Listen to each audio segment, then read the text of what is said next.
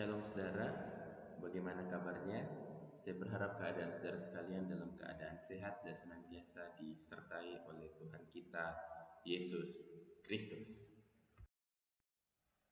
Pada hari ini kita akan melanjutkan eksposisi perjanjian baru dari kitab Roma. Tetapi sebelum itu saya mengajak kita untuk bersatu di dalam doa. Mari kita berdoa.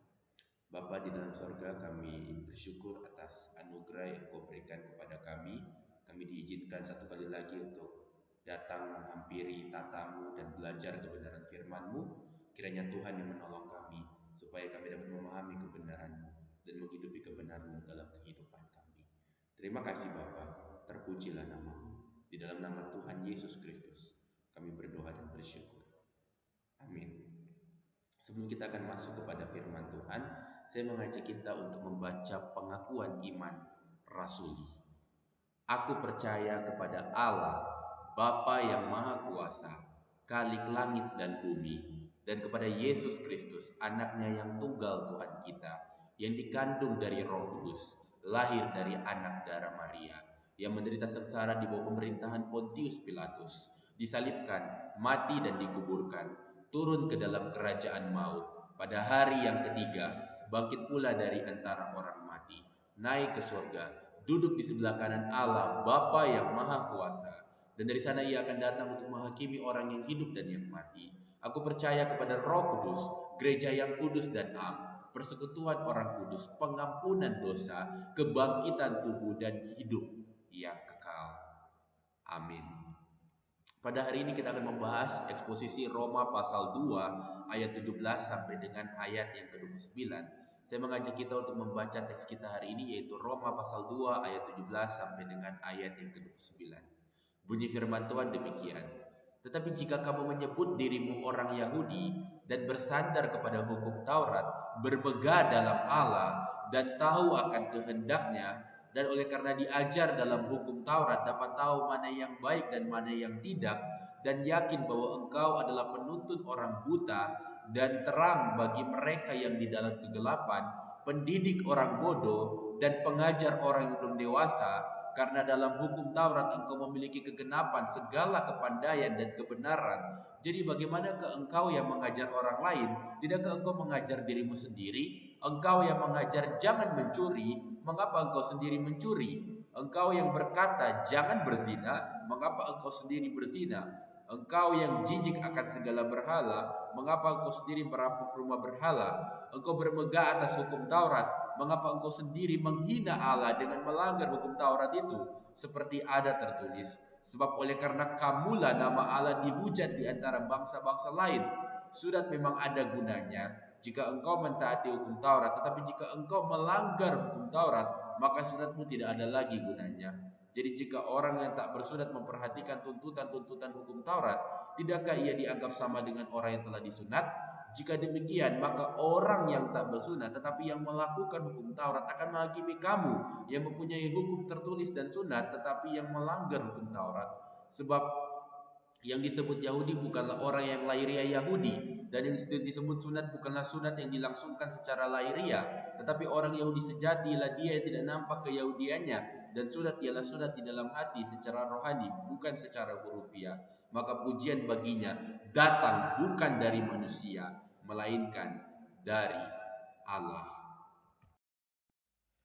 Dari pembacaan firman Tuhan ini, saya ingin mengajukan sebuah pertanyaan.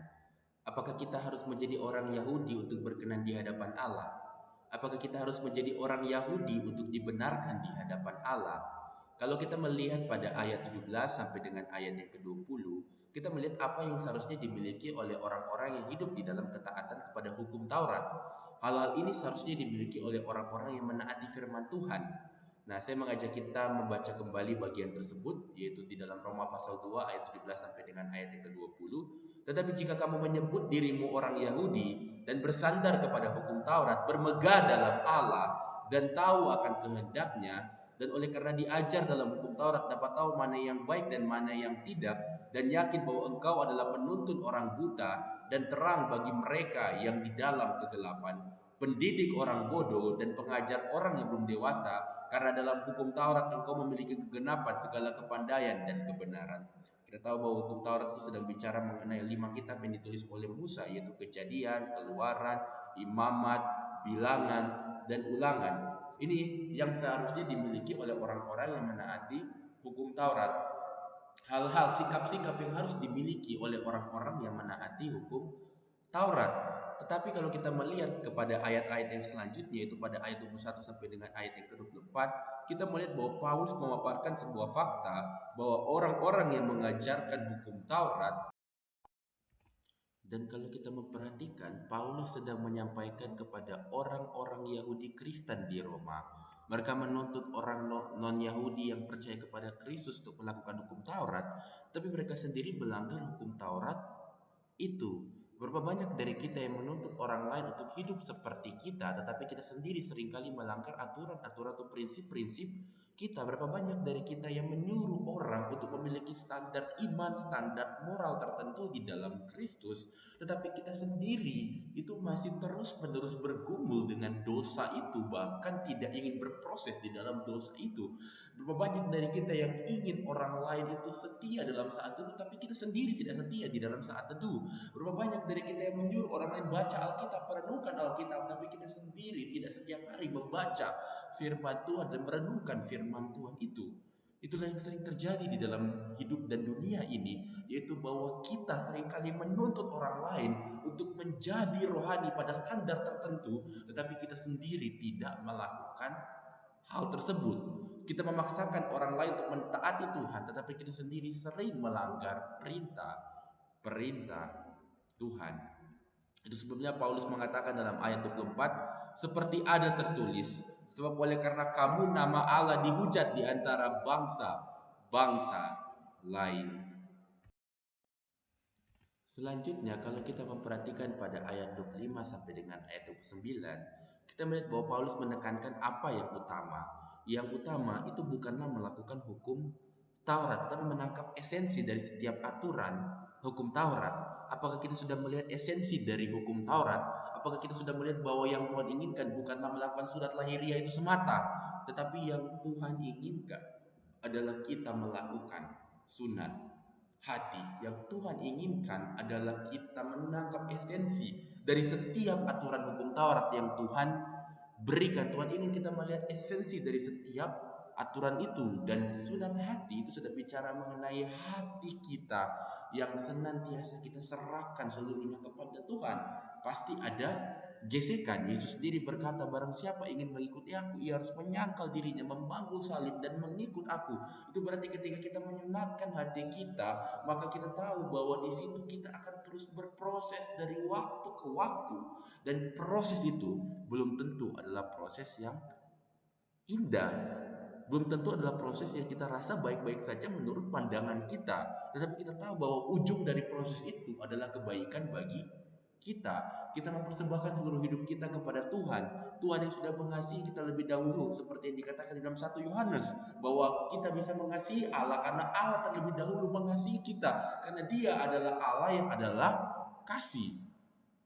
Jadi kita bisa melihat di sini bahwa mengikut Kristus itu berbicara mengenai bukan hanya melakukan ekspresi-ekspresi aturan-aturan yang di luar, tetapi itu sedang berbicara mengenai kita melihat esensi dari setiap aturan, dari setiap perintah yang Tuhan berikan di dalam kehidupan kita, dengan dasar yaitu bahwa Allah telah mengasihi kita, sehingga itu adalah respon kita di mana kita mengasihi Allah.